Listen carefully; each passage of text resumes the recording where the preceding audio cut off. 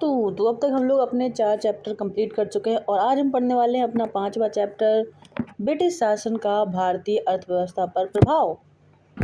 ठीक है, तो वीडियो शुरू करने से पहले आप मुझे फॉलो कर सकते हैं इन प्लेटफॉर्म पर। तो फिर हम अपना चैप्टर स्टार्ट करते हैं। तो दिया गया है ब्रिटिश शासन का भारतीय अर्थव्यवस्था पर प्रभाव, यानी कि जो ब्रिटिश शासन था उसका हमारी भारतीय अर्थव्यवस्था पर क्या प्रभाव पड़ा। ठीक, ब्रिटिश शासन के दौरान भारत में धनिक वर्ग द्वारा भू संपत्ति में निवेश करने को तरजीह दिए जाने के कारण उद्योगों का कोई स्वतंत्र विकास नहीं हो सका। कहने का अर्थ ये है कि जब ब्रिटिश टाइम था उस टाइम पीरियड में जो धनिक वर्ग था, जिनके पास पैसे हुआ करते थे, जो अमीर लोग थे, वो किसी बिजनेस में इन्वेस्ट नहीं करते थे कि पैसा हम किसी मिल में लगा रहे हैं या कहीं और लगा रहे हैं। नहीं, वो सोचते थे ज़मीन में, क्योंकि ज़मीन लेते थे, ज़मींदार लोग हो जाते थे, फिर वो लोग तो अपने टाइटल लगाते थे, कह रहे हम अब ज़मींदार हो गए हैं। तो वो भू संपत्ति जो है खरीदने में विश्वास करते थे। ठीक है, तो और इसलिए जो उद्योग है उनका कोई स्वतंत्र विकास नहीं हो सका। खास तौर पे इंडियंस ने खुद का कोई बिजनेस खड़ा नहीं कर पाया। ठीक है, जितने थे ब्रिटिशर्स ही थे, उन्हें उद्योगों का महत्व पता था। ठीक है, क्योंकि उनके देश में उस टाइम पे औद्योगिकरण हो रहा था। ठीक, 1793 ईस्वी में लॉर्ड कॉर्नवालिस ने भू राजस्व की स्थायी बंदोबस्त प्रणाली को प्रारंभ किया था। इसे इस्तिमरारी, जागीरदारी, मालगुजारी और बीसवेदारी आदि भिन्न भिन्न नामों से जाना जाता था। यह व्यवस्था बंगाल, बिहार, उड़ीसा तथा उत्तर प्रदेश के वाराणसी तक क्षेत्र तक लागू थी।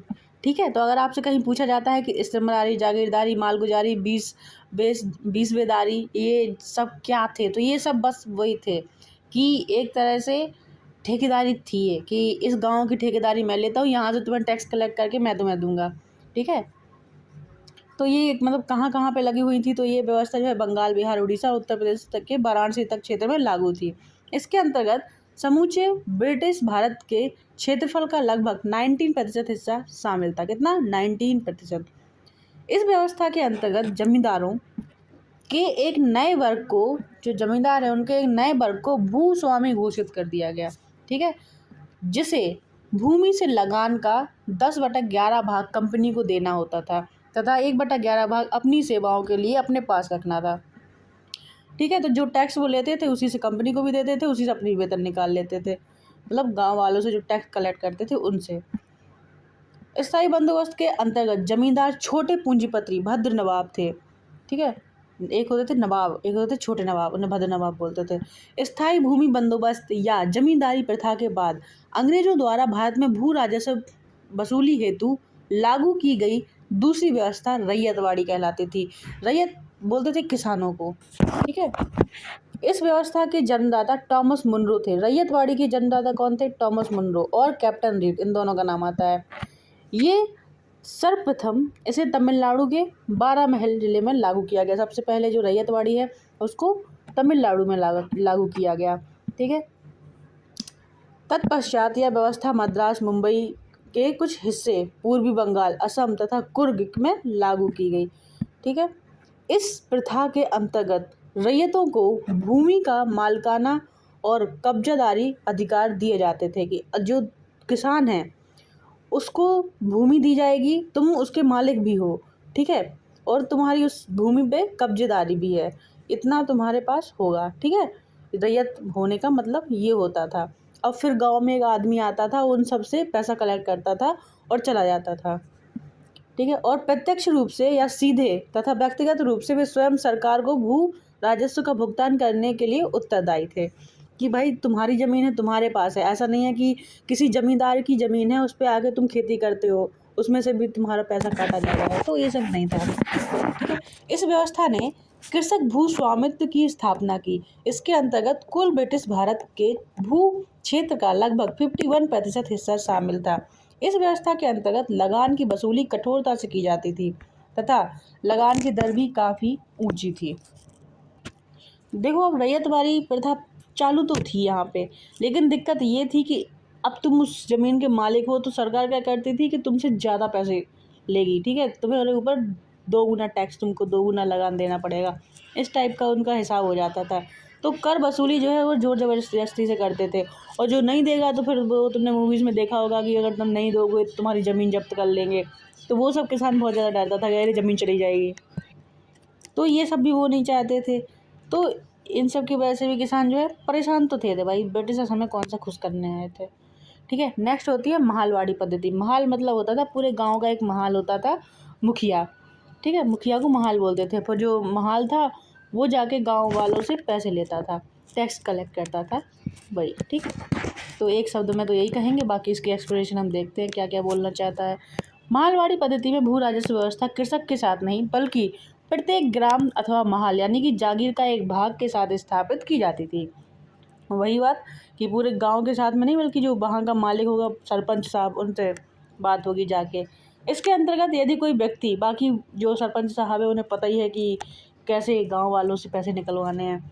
इसके अंतर्गत यदि कोई भी व्यक्ति अपनी भूमि छोड़ देता था तो ग्राम समाज इस भूमि को संभाल लेता था। यह ग्राम समाज ही सम्मिलित भूमि या समलात अथवा अन्य भूमि का स्वामी होता था। यह पद्धति उत्तर प्रदेश, मध्य प्रांत तथा पंजाब के कुछ परिवर्तनों के साथ में आदि में लागू की गई, जिसके अंतर्गत कुल ब्रिटिश भारत के भू क्षेत्र का 30% हिस्सा शामिल था। कितना प्रतिशत? 30% हिस्सा शामिल था। औपनिवेशिक शासनकाल में भारत सरकार के गृह शुल्कों से तात्पर्य इंग्लैंड स्थित राज्य सचिव द्वारा भारत सरकार की ओर से किया गया व्यय था।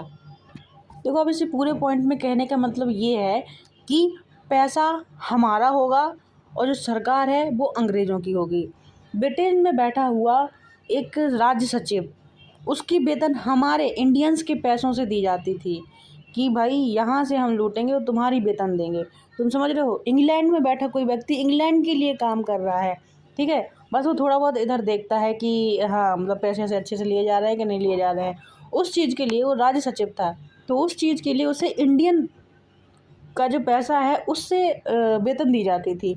उसका घूमना फिरना, उसके वेतन भत्ते, ये सब जो है इंडियन रुपीस के द्वारा दिए जाते थे। मतलब यहाँ से जो टैक्स इकट्ठा होता था उससे उनका जो है वेतन दिया जाता था। और उनका ही नहीं बल्कि इंडियंस के जो भी यूरोपीय हैं उनको अगर इंडिया से भेजा जा रहा है कि तुम्हें अब ब्रिटेन में ऐसी वाली सेवा देनी है, तो तुम सेवा ब्रिटेन में दे रहे हो और पैसा इंडिया से ले रहे हो, वेतन तुम इंडिया से ले रहे हो।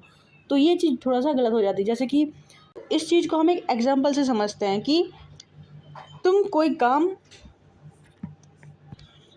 काम जो है ए के लिए करते हो और ए जो है बी के लिए काम करता है, तुम्हारे लिए काम नहीं करता है, तो इसमें लॉस किसका हो रहा है? तुम्हारा हो रहा है। तो तुम्हें चीज़ें देना बंद कर देना चाहिए, लेकिन तुम ऐसा नहीं कर सकते हो क्योंकि ए का प्रभाव तुम पे बहुत ज़्यादा है। ठीक, तुम इसके गुलाम हो, और गुलाम कौन है? ये इंडिया है इस टाइम पे। ठीक है, तो ऐसा चल रहा था। अब हम इसको पूरा पढ़ेंगे। इसमें शामिल थे भारतीय सार्वजनिक ऋण एवं रेलों पर लगाई गई पूंजी पर दिया गया ब्याज, भारत को दी गई सैनिक और अन्य सामग्री की लागत, भारत के कारण इंग्लैंड में दिए जाने वाले नागरिक और सैन्य शुल्क, इंग्लैंड में राज्य सचिव का सारा व्यय तथा भारत सरकार द्वारा यूरोपीय अफसरों को दिए जाने वाले भत्ते और पेंशन भी। देख रहे हो, इसी को वेल्थ ड्रेन की थ्योरी जो है उन्होंने बोला था दादा भाई ने। सॉरी, मैंने वीडियो बीच में पॉज कर दिया था तो और मैं भूल चुकी हूँ कि मैं कहाँ पे थी, तो मैं अभी यहाँ से स्टार्ट कर रही हूँ। ठीक है, भारत को दी गई सैनिक और अन्य सामग्री की लागत, भारत के कारण इंग्लैंड में दिए जाने वाले नागरिक और सैनिक शुल्क, इंग्लैंड में राज्य सचिव का सारा व्यय तथा भारत सरकार द्वारा यूरोपीय अफसरों को दिए जाने वाले भत्ते और पेंशन, इन सब का व्यय कहाँ से होता था? भारत सरकार द्वारा जाता था। भारत के बाहर हुए युद्धों को लड़ने में अंग्रेजों द्वारा प्रयोग में लाई जाने वाली निधि गृह शुल्कों पर भारत नहीं थी, जो मतलब उनके होम टाउन पे नहीं लगती थी, हम पे थोप देते थे कि इंडियन से निकलवाएंगे पैसा। ब्रिटिश काल में इंपीरियल प्रेफरेंस शब्दावली का प्रयोग भारत में ब्रिटिश आयातों पर दी गई विशेष रियायतों के लिए किया जाता था। इसके तहत भारत में ब्रिटिश आयातों पर नाम मात्र का शुल्क लगता था। अब जब बाहर से कोई चीज़ आ रही है, और जैसे कि चाइना का माल कभी कभी इंडिया में आ जाता है और उस पर अगर हम टैक्स नहीं लगाएंगे तो वो सस्ती हो जाती है। जब वो चीज़ सस्ती हो जाती है तो फिर ख़रीदने के लिए अच्छी हो और सस्ती हो तो कोई भी खरीदने के लिए तैयार हो जाता है। तो वही चीज़ उन्होंने की कि इंडिया इनके कब्जे में है, तो अपना माल जो है बिना टैक्स लगाए बॉर्डर पार करा देते थे और अपना माल बेचते थे। और इससे क्या हुआ, इंडियंस के जो बिजनेस थे, इंडियंस का जो व्यापार था, उसमें बहुत लॉस हो जाता है। ठीक है। इसके तहत भारत में ब्रिटिश आयातों पर नाम मात्र का शुल्क या बिल्कुल भी नहीं लगता था, जबकि भारत के निर्यातों पर ब्रिटेन में भारी शुल्क लगता था। तो हमारा सामान वहाँ पे जाके महंगा हो जाता था। ठीक है, क्योंकि हमने 1 रुपए की यहाँ पे चीज़ बनाई और हमें ये बॉर्डर पार करके ब्रिटेन में ले जाना है, और यहाँ पे बॉर्डर पर जब हम आए तो उन्होंने कहा कि तुम पे 3 रुपए का टैक्स और लगाएंगे हम।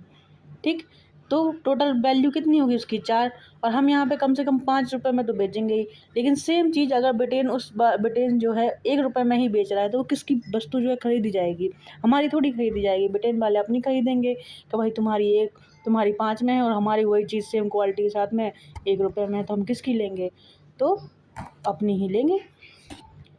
ठीक है, आगे बढ़ते हैं। यही है, ठीक है, धन के बहिर्गमन या अपवाह की शब्दावली परिभाषा का तात्पर्य भारत से धन संपत्ति एवं माल का इंग्लैंड में हस्तांतरण था। और आई उसकी थोड़ी सी थियोरी और बची है, जिसके बदले में भारत को इसके समतुल्य कोई भी आर्थिक, वाणिज्यिक या भौतिक प्रतिलाभ नहीं होता था। दादा भाई नौरोजी धन के बहिर्गमन के सिद्धांत के सबसे पहले सर्वाधिक प्रखर प्रतिपादक थे। उन्होंने अपने लेखों एवं पुस्तकों poverty and un-British rule in India, the wants and means of India और on the commerce of India के माध्यम से अपवाह सिद्धांत का प्रतिपादन किया कि चल क्या रहा है इंडिया में। ठीक है, तो रमेश चंद्र दत्त ने भी धन के बहिर्गमन के सिद्धांत पर बल दिया कि देखो हमारा पैसा बाहर जा रहा है और इकोनॉमी को बहुत लॉस हो रहा है।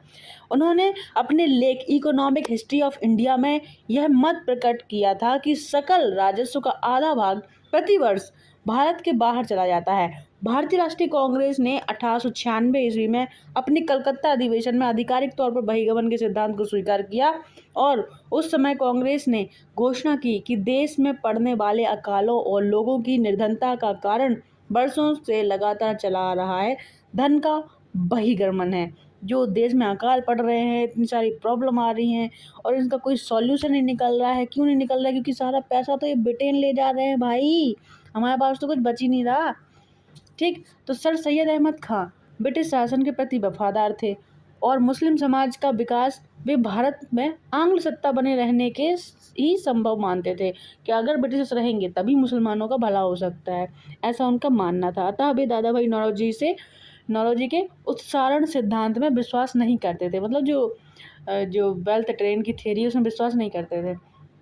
ब्रिटिश शासन के समय अर्थव्यवस्था को खोखला करने के सिद्धांत पर दादा भाई नौरोजी ने पुस्तक लिखी, इकोनॉमिक ड्रेन थ्योरी। दादा भाई ने अंग्रेजी राज्य की शोषक नीतियों का अनावरण किया। ठीक है, और कहा कि यह राज्य भारत को दिन प्रतिदिन लूटने में लगा है, जिसके कारण भारत निर्धन देश बनता जा रहा है। इसी के परिप्रेक्ष्य में उन्होंने अपनी ड्रेन थ्योरी दी। दादा भाई नौरोजी ने 1865 ईस्वी में WC बनर्जी के साथ में मिलकर लंदन इंडिया सोसाइटी का गठन किया, जिसका कार्य भारत के दुख दर्दों का प्रचार करना था। 1892 में लिबरल पार्टी के टिकट पर ब्रिटिश हाउस ऑफ कॉमन्स के लिए चुने जाने वाले वे पहले भारतीय थे। ठीक है, लिबरल पार्टी के टिकट पर ब्रिटिश हाउस ऑफ कॉमन्स में चुने जाने वाले पहली भारतीय दादा भाई नौरोजी थे। ठीक है, इसके बाद में हमें स्टार्ट करना है हमारा प्रश्न कोश, क्वेश्चन और आंसर। क्वेश्चन नंबर 1 है यहाँ पर, जो कि हम नेक्स्ट वीडियो में करेंगे, MCQ वाली वीडियो में। ठीक है, मिलते हैं आप लोगों से नेक्स्ट वीडियो में। टाटा बाय, राधे राधे, जय हिंद।